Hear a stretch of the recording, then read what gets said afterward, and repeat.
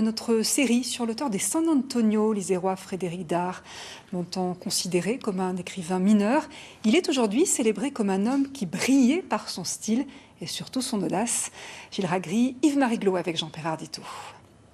Ah, mais le sixième sens, c'est le sens de la baisse, quoi. Le style, c'est l'homme, avait-on coutume de dire au XIXe siècle à propos des poètes romantiques. Et la formule sied comme un gant à Frédéric Dard.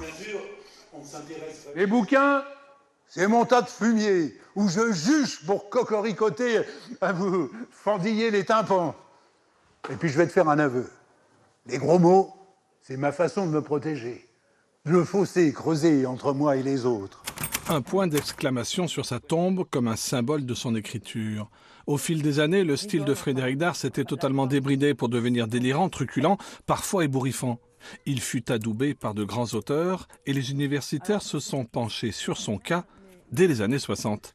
Dans ses textes, il y a toutes les figures de style imaginables. Mais il y aura aussi surtout tous ces moments de virtuosité, de bravoure, où il va être capable de créer des dialogues très hauts en couleur avec un vocabulaire d'une immense variété. Il va emprunter des termes à l'argot ancien. Il va en créer. Quand il n'en a plus, il en crée. Il va s'amuser avec la grammaire. Il va s'amuser avec toutes les variétés de français, qu'elles soient régionales ou internationales, comme avec des helvétismes, avec des québéquismes quand il est au Québec, son héros. Il est capable de parler à tout le monde.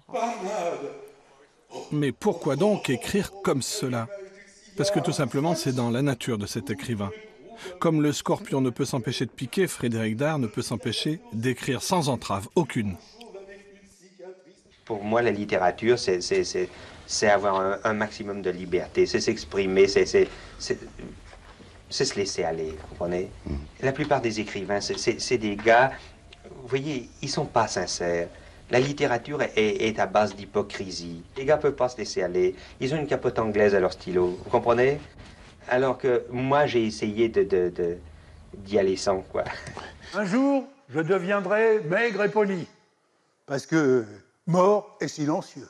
Mais pour l'instant, je vis de toutes mes forces, parmi les culs et les fleurs, les abeilles et les aubes, le foutre et l'aurore. Il y a ce génie dans la manière de montrer le monde. Et toutes les réflexions philosophiques qu'on peut trouver. Parce qu'en fait, il y a beaucoup de philo là-dedans. Chapeau l'artiste.